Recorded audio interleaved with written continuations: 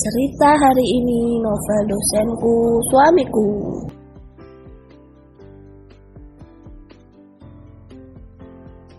Ibu Sri meminta Alvin bersamanya ke kantor kepala sekolah karena ada hal penting yang mau dibahas lebih lanjut. Alvin dan Audia mengikuti Ibu Sri. "Ini istrimu Nak Alvin. Cantik sekali. Serasi sama Nak Alvin." Ibu merasa senang. "Iya Bu," jawab Alvin agak malu sambil menggaruk kepalanya yang tidak gatal. Audia pun tersipu malu mendengar pujian Ibu Sri. Ibu Sri melanjutkan lagi, "Nak Alvin itu baik, cerdas, selalu dapat nilai terbaik. Tapi ya itu, dia lebih banyak diam di sekolah. Jadi tidak banyak teman. Di sini hanya sampai kelas 2 SMA. Bapaknya dulu kerap kali ke rumah karena urusan kerjaan. Alvin sering diajak ke rumah. Tapi sejak dia bersama orang tuanya pindah kota, kita kehilangan kontak." Nak Alvin memberitahu akan datang ke acara reuni sekolah dan tadi teman sekelas ngomong ke ibu jika Alvin datang, ibu senang sekali. Maaf ngelantur kemana-mana. Namanya siapa? Ca Ayu. Audia. Bu, jawab Audia. Mendekati ruang kelas 2, Alvin melihat pintu terbuka dan ruangan sepi. Alvin izin masuk ke dalam sebentar untuk mengenang waktu masih kelas 2. Ibu Sri hendak menemani masuk, tiba-tiba ada telepon masuk. Dilihatnya, anaknya telepon dan langsung diangkat. "Maaf, Ibu tunggu di kantor," ucap Ibu Sri ke Alvin. Terlihat Ibu Sri panik. "Iya Bu," jawab Alvin. Alvin bersama Audia masuk ruang kelas. Alvin bercerita ke Audia tentang kenangan saat kelas 2. Audia mendengarkan sambil memperhatikan Alvin yang lagi semangat bercerita. Suaminya itu terlihat mempesona. "Mas, gak ke ruang guru?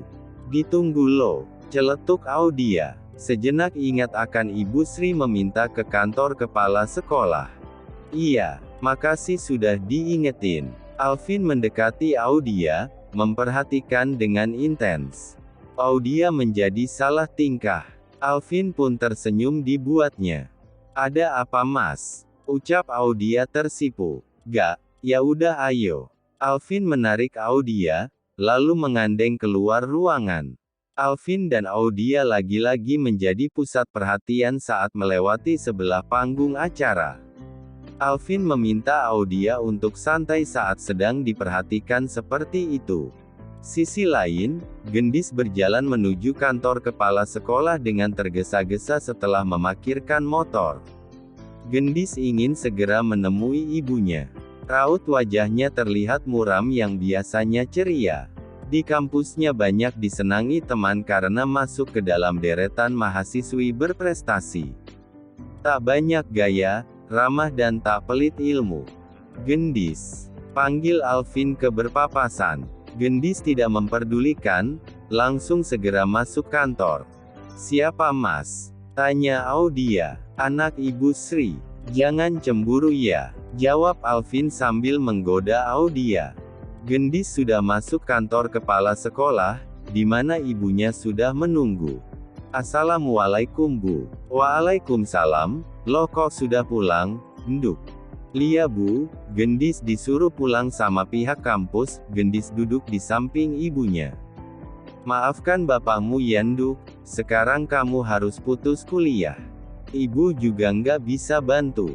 Ibu sudah ambil gaji ibu beberapa bulan ke depan dan berhutang untuk bayar hutang." "Nggak apa-apa Bu, Gendis masih bisa lanjutin lagi kalau sudah terbayar lunas. Besok Gendis akan cari kerja." "Bapak mana Bu?" "Bapak pergi mencari pinjaman uang, rumah kita juga terpaksa dijual. Pabrik dan kantor sudah disita, sekarang bapakmu sedang dikejar-kejar oleh pihak konsumen yang sudah memberikan uang banyak tapi gagal dikerjakan. Jumlah ratusan juta, jika tidak segera mendapatkannya bapak akan dituntut." Gendis mengalihkan pandangannya saat melihat air mata ibu menetes, lah tidak tega melihat ibunya bersedih. Sudah lama mereka bertahan dengan menggali lubang tutup lubang, tapi bukannya hutang mengecil, malah justru semakin lebar dan banyak di mana-mana. "Terus kita tinggal di mana, Bu?" tanya Gendis semakin sedih. "Numpang saudara atau ngontrak nduk?" "Lah gimana lagi?" Sesaat suasana menjadi hening. Terdengar suara langkah kaki. Ibu Sri dan Gendis berusaha bersikap biasa. "Assalamualaikum," ucap Alvin sambil mengetuk pintu. "Waalaikumsalam. Masuk nak Alvin." Ibu Sri beranjak dari tempat duduk, mempersilahkan masuk. Alvin dan Audia masuk dan duduk. Memperhatikan Ibu Sri dan Gendis yang terlihat muram. Meski berusaha bersikap biasa seolah-olah tidak ada apa-apa. "Ada apa, Bu?" tanya Alvin menaruh perhatian. "Enggak kok nak Alvin," jawab Ibu Sri berat. "Tadi Mas Alvin ya. Maaf tadi gak konsen." Gendis pusing. "Gendis disuruh pulang Pak Rektor. Udah nunggak 3 semester. Bapak bangkrut. Pabrik sudah disita dan harus ganti ratusan juta ke konsumen secepatnya." Gendis tidak berdaya. Gendis tidak akan bercerita ke Alvin, jika dia dan ibunya tidak kenal baik. Ibu Sri teman orang tua Alvin. Alvin sering diajak ke rumah saat masih di desa sebelum pindah ke kota. Setelah kehilangan kontak untuk waktu lama, baru terhubung lagi. Itu pun Alvin meminta orang kepercayaan untuk mencari karena tempat tinggal sudah pindah. "Bapak bangkrut karena kena tipu temannya," lanjut Ibu Sri. Kemudian Ibu Sri terdiam, tidak tahu harus bagaimana. Menahan diri untuk tegar di hadapan Alvin. Sedangkan air mata Gendis tak terbendung. Sungguh pilu membayangkan semua akan hancur bersamaan. Mau mencari kemana uang ratusan juta dalam waktu beberapa hari, bahkan diberi waktu setahun pun belum tentu akan mendapatkannya dengan mudah. Kecuali jika ada orang yang berbaik hati memberi karena sudah kebanyakan uang. Setelah cerita singkat itu, suasana kembali hening. Terdengar suara isak tangis Gendis di samping ibunya. Alvin dan Audia mendengar cerita itu menjadi tidak tega, prihatin. Apalagi bagi Alvin, Ibu Sri sekeluarga baik sekali padanya. Alvin berbisik ke Audia untuk membantu keluarga Ibu Sri.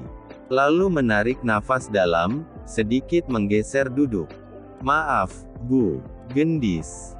Jika berkenan. Tapi jangan salah sangka. Bolehkah saya membantu?"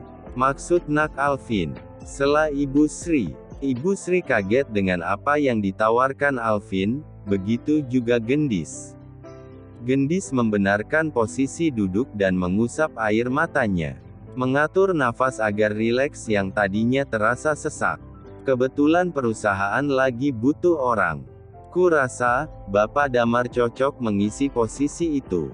Gaji bisa diambil terlebih dahulu untuk melunasi hutang. Soal kasus itu biar orang kepercayaanku yang ngurus." "Gimana Bu?" tawar Alvin dengan sungguh-sungguh. Bagaimana cerita selanjutnya?